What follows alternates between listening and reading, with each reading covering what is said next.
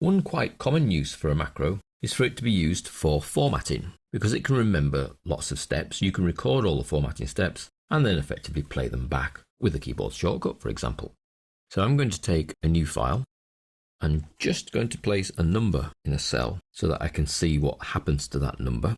I can format a cell without any contents, but I can't always see what's going to happen. So it's nicer to have some contents to format. And the steps involved are, firstly, I need to record a new macro.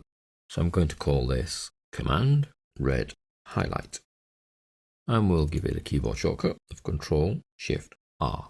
I want to store that in my personal macro workbook because I want to be able to use this macro over and over again for formatting purposes.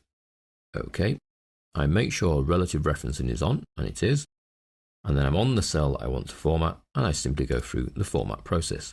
So I'd quite like the background to be red, the font to be white, the number format to be currency, and let's put some borders on, but only in the top and the bottom. So again, I want them to be reddish, but I won't see the red with the red background. So let's go for grey, and we'll have a top border and a bottom border. Okay, so that's formatted that cell how I want it to look. I can then stop recording. Now just to test that that works, we go over to another cell on our sheet and do Ctrl-Shift-R.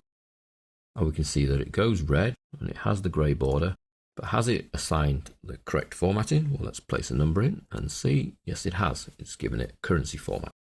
Now, if I highlight a number of cells and run my macro, Ctrl-Shift-R, you see that it formats all the cells in that same design, which is red background, white text, currency format, proving that happens, and a top and a bottom grey border. So although I actually recorded it against a single cell, because of the relative referencing, it just does it to the highlighted cells. Let's create another one, a similar one, a green one. So we'll select a cell, and again I'm going to place a number in there so I can see what happens.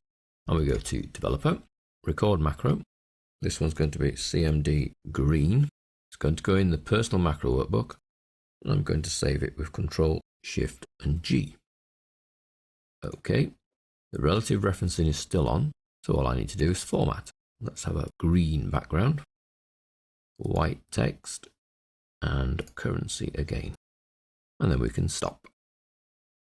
So let's pick a cell, Ctrl-Shift-G, and it goes formatted green. And if I pick a cell with the number in, Ctrl-Shift-G, formats that cell as green. Now because I've stored this in my personal macro workbook, I could now open another file. And we have one, the sales.xlsx in your working folder. And if I were to select the north area as such and do Ctrl-Shift-R, formats that in the red style, which is the grey border at the top and bottom, white font, red background. And then for the south, I could do Ctrl-Shift-G, and it gets green formatted. And then I could do the east, Ctrl-Shift-R, and I could do the west, Ctrl-Shift-G. And what about if I multiple selected but non-consecutive areas? For example, for the pairs, I could say, well, let's have the north, then Control-click and have the east, and then Control-click and have the total, and then run Ctrl-Shift-R. See how it changes just the highlighted area. Even though they're not consecutive, it's still running that same code, so the same steps against the selected cells, whatever those selected cells happen to be. And I could do the same for the south and the west. Balance up that little table. So you highlight one area, hold down the Control key, highlight the second area, and then run your keyboard shortcut, Ctrl-Shift-G for green. So you can see there that the formatting macros really can be extremely useful, saving you a lot of steps, a lot of work, because you simply select a cell, format it how you want it to look, making sure you have relative referencing on, and then you can highlight any number of cells and re-trigger that macro, and it will redo all the formatting as you've saved it against the selected cells.